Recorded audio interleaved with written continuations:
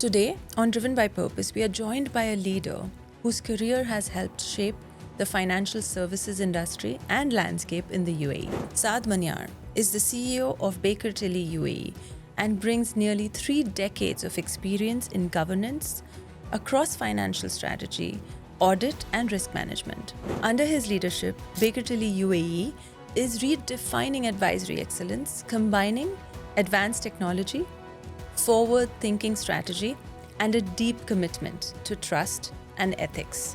Saad has also played a pivotal role in strengthening the firm's presence across DIFC, ADGM, guiding both clients and teams with a vision rooted in innovation and long-term sustainable growth. His tenure in the UAE and his experience on global advisory committees have shaped him into a leader who not only understands the complexities of this market, but also is passionate about empowering people, elevating industry standards, and inspiring transformative change.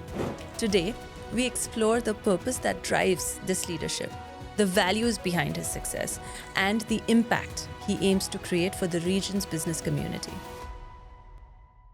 Thank you so much for doing this, Mr. Saad.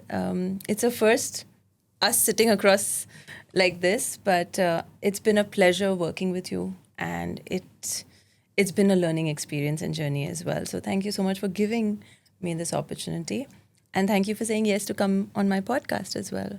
Thank you very much. It's my pleasure to be here with you, and a pleasure to working with you as well. Thank you. So Driven by Purpose is a podcast that showcases leaders who drive with purpose and build that leadership and, lead by example as well. And I thought, who better than you to talk about Thank you. I at feel the honored. podcast. I just want to start with just a little bit about your background. If you would introduce yourself and talk about a little bit about your background, and then we can start with the rest of the questions. Okay. I'm Saad Maniar. I am the CEO of Baker Tilly. We recently embarked on this journey to make it big for Baker Tilly here in the UAE. By education, my background is I'm a chemistry graduate, and I went on to do a chartered accountancy after my graduation in chemistry. Very nice. Very nice. You've been around in the UAE for over 3 decades, nearly 3 decades. Nearly actually. 3 decades, yes. So what inspired your journey into leadership and your vision to build Baker Tilly in the UAE? What was that one inspiration? I would say it's my passion to do and deliver the quality services, and the vision that I had that kind of inspired me to do something on my own. Yeah. And we created this Baker Tilly firm. We got the opportunity to be part of Baker Tilly, and that kind of allowed me to do what I'm doing now. And leading your vision, how has Baker Tilly as a firm and as a brand globally aligned with your vision? Right. So my vision is to grow a practice and deliver the quality services. And that beautifully aligned with the Baker Tilly's vision and mission as well. Our values of people first matched. Though I was not aware when I was applied for the Baker Tilly membership, I was not aware about their core values. But when I got inducted into the system, the way in which I got inducted and I got welcomed truly demonstrated the people first values. Yeah. And this is what further inspired me to build that kind of a culture within our firm in a very short time. Yeah, I totally see that. People first as a value is something that you really, really embody as well in your experience and while running the firm and launching it. Is that your purpose, or there is another purpose for what you want to do and what you want to achieve? So our purpose is defined by the standards, the laws, and the regulations.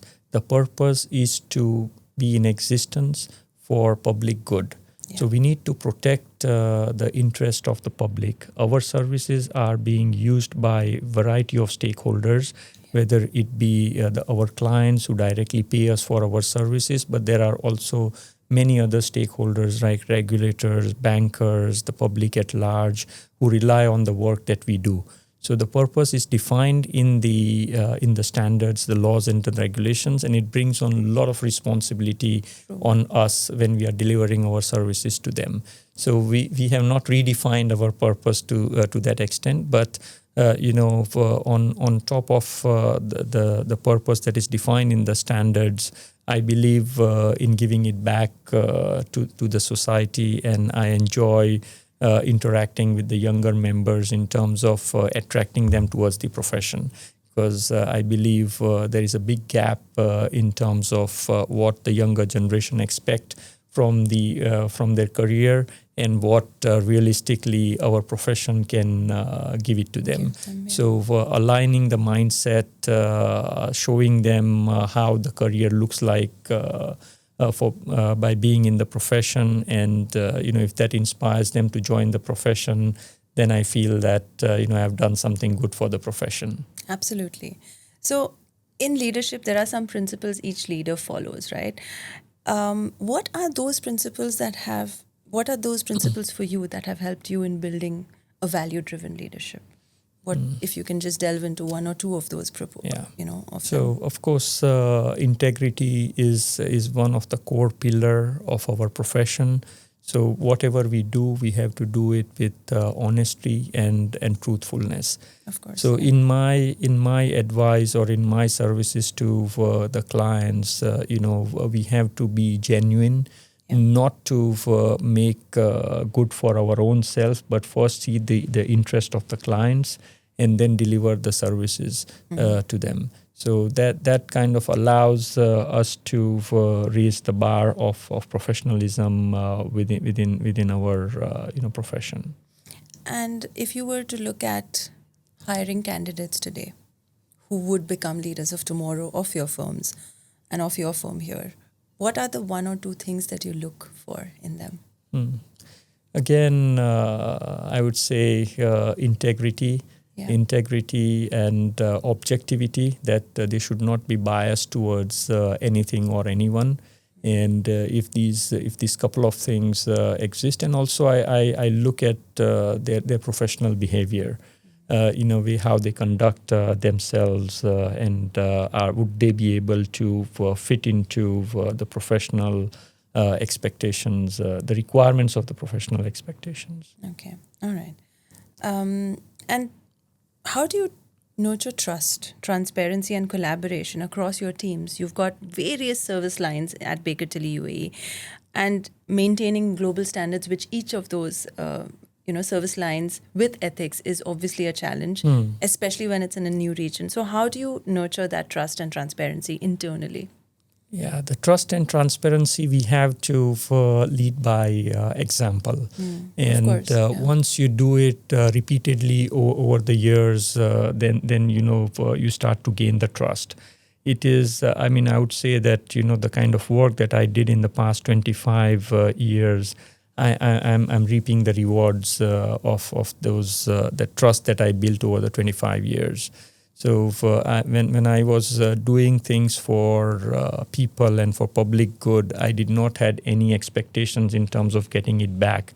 But naturally, it so happened that when you consistently keep on giving it back to the profession and people see it, then you build the trust. And they also pay it forward all the time. When it comes from a place of not having some sort of vested interest, and you just want to do good, we have to provide unconditional support to the people who are in need, and slowly and steadily, you grow for your trust with them.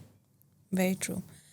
And what are your thoughts in developing the next generation of leaders within your firm? You have a firm of now 100 plus individuals and professionals working, with you with one vision. How do you think you're going to be, wanting to grow them into the next generation of senior auditors and partners? That's a challenging aspect to manage the younger generation. It is not easy. Their mindset is very different, very diverse, and the way things are happening globally, that is our profession is being targeted. targeted in the sense when anything goes wrong in the corporate world, the first people to blame are the auditors, regardless of whatever they may have done or we may have done. And done or not, right? Sometimes, yeah, exactly. done or not done. Yeah. But and the regulatory sanctions and fines and penalties. So this kind of culture and this kind of the negativity which is being projected and promoted by the media, for deters people from coming into the profession. So in my opinion, what I have observed is that the younger generations are shying away from taking on the responsibilities because of these reasons, and Because they don't want to take the accountability or face they don't the want fire. to take the accountability, and they fear that the professions demands too much from them, and at the moment it is not well remunerated. When I say not well remunerated, at least in the initial phase of the career, and people wants to grow up the ladder very quickly. Yes. In our profession, it requires a lot of hard work to be done. And after 10, 20 years of hard work, you reach in the position, and then you slowly start to reap the benefit. Of course. But the younger generations... It's taken you 25 years to reap the benefits of whatever you've founded as well. And absolutely. the younger generation today, I think the vast majority of the younger generation, they have a mentality of, unfortunately, instant gratification. Yes. Even when their career paths are placed. And that kind of brings them into not a positive approach, because us as leaders, we will shy away or we will refrain from hiring those people who don't have the right attitude for growth as well. Yeah. Growth doesn't come without hard work. Creating the awareness is one of the top agenda. And I always try and influence the regulators, the standard setters, the professional bodies in terms of giving them the input. We have the Forum of Firm meeting coming up next week here for this region. I'll be participating in that. That's with beautiful. the objective to raise certain critical issues like this, and in terms of how we as a profession can handle that kind of a situation. It is the matter of time when people will start to appreciate. We need to communicate more positive stories rather than the negative ones. We need to display certain role models within our profession. Absolutely. So that people are able to relate to to such role models and are able to see where they would like to see themselves to be in few years' time. Speaking of role models, Mr. Saad, one of the things that you do champion in your firm, I have personally seen as well, is encouraging more female leadership and making sure firms as well as leadership is a diverse space for everybody to grow. In the UAE, we're seeing that a lot. What do you envision in the next 5 years the landscape of the financial industry in the UAE will be when it comes to equality? From the gender diversity perspective? Yes, I think I am a strong believer that it should come naturally, right? The demand and supply should able to fix this problem or balance these equations. We cannot force it through regulations, because when it is forced through the regulations, the element of trust and respect may not come through naturally. So if the supply and demand balances things out, then I think it will be good. I believe that women's role in the business, especially in the top management, is very critical, because they bring the balance in terms of the thinking. I believe that the balancing of the mind and heart is important, whereas men tend to take most of the decision from their mind, and whereas women bring that balance of taking certain decisions from their heart. And this brings the emotion into the play, and this is what will add value to the future of our profession. Yeah, absolutely. And growing them or nurturing them from the beginning is something that I'm seeing you doing as well. So kudos on that.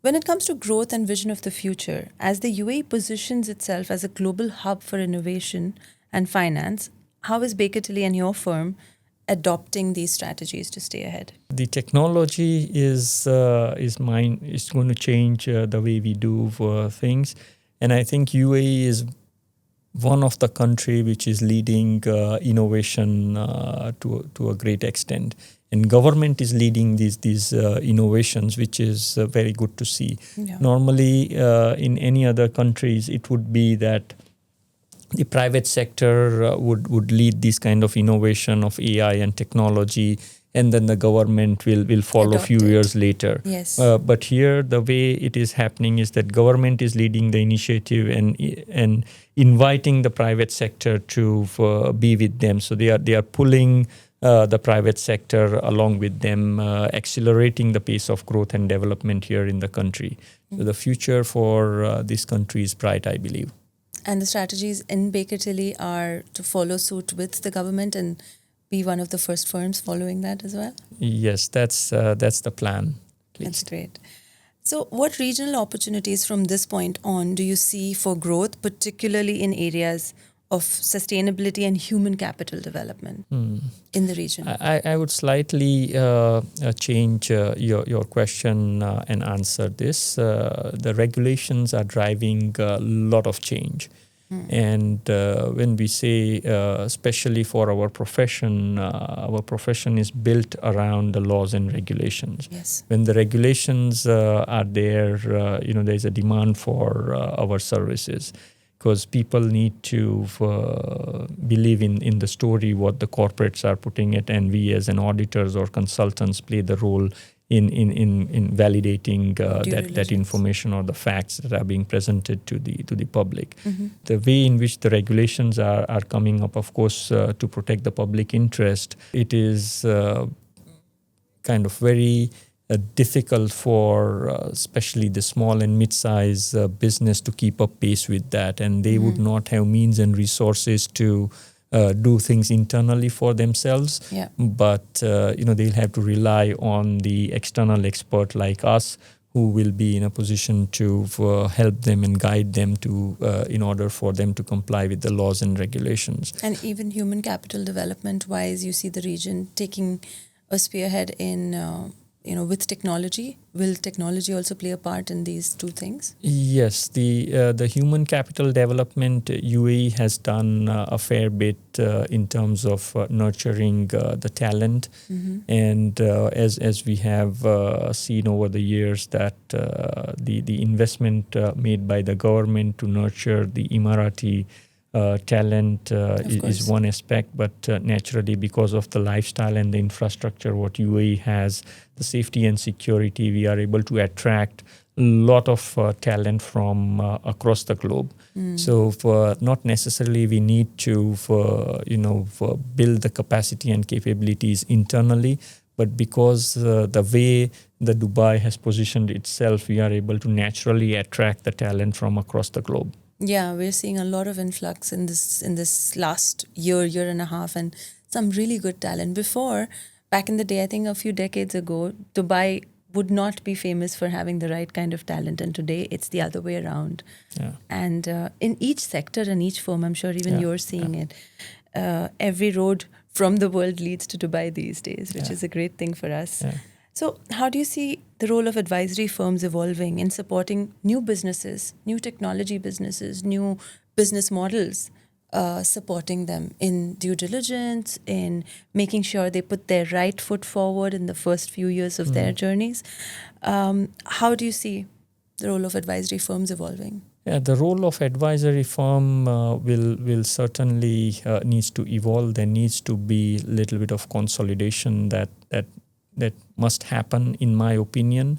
The reason why I say this is because there are too many smaller firms who are not able to meet the standards expected by the regulators and the standard setters and the government alike.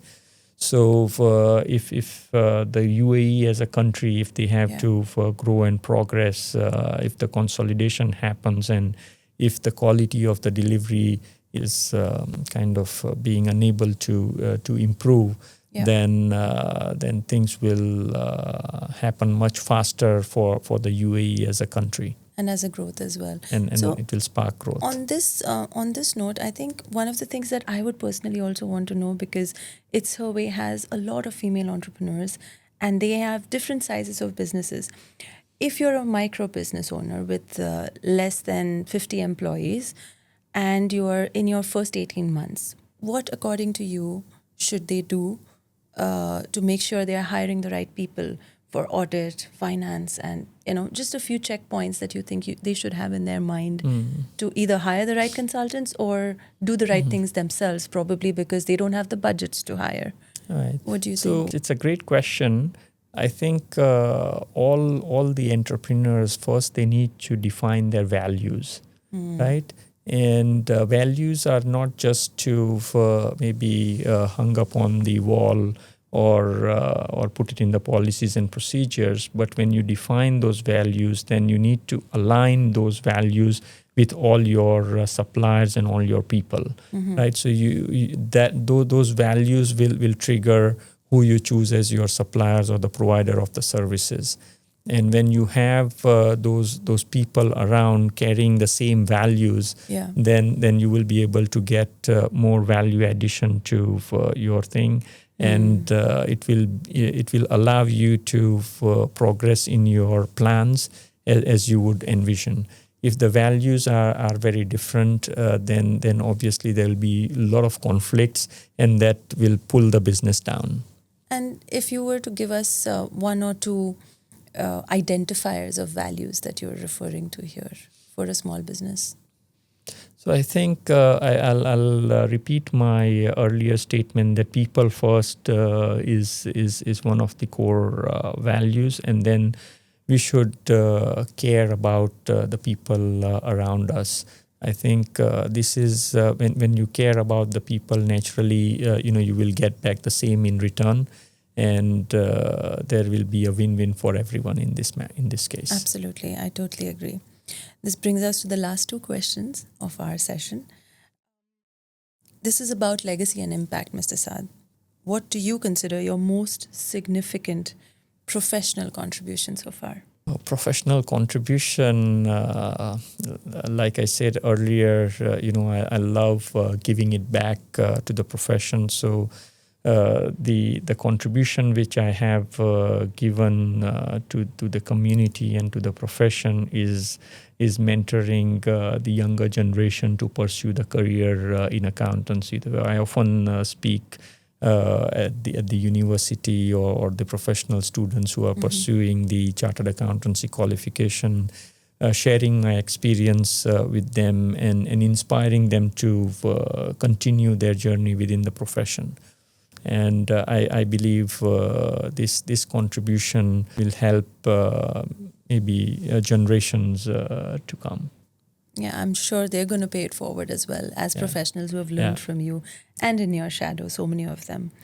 How do you envisage Baker Tilly's next chapter in shaping UAE's excellence and inspiring purposeful growth cross borders? In terms of the excellence, I am a firm believer that the quality should speak, right? And I want to see the quality to improve within the UAE context. And as you may have seen from a couple of social media posts that we did a couple of weeks back, is that we do these roundtable events and the outreach to understand what are the challenges that our profession is facing, and how we can build the capacity, how we can fill the gap, including interacting with the regulators, standard setters, and the professional bodies, aligning the mindset of everyone together. Because from the professional services, the expectations are very varied. So to me, what quality means is different to what it means to the regulators, what it means to the bankers, what it means to the client, right? So it is important that the message, the bridge between all these different stakeholders is created, and this is where I believe that we all need to play a role in terms of creating awareness around this subject. Great. Thank you so much. Last question. What does the word or the statement driven by purpose mean to you personally? Driven by purpose. All I can say is that having the purpose allows you to pursue the path where you want to be. You do not want to be on the path where you do not want to be, right? So you should have the purpose before you start your journey. So you should know your end goal, and you start working back from there in terms of, okay, what is the path that you need to achieve? Yep. Thank you so much for that. All Thank right. you.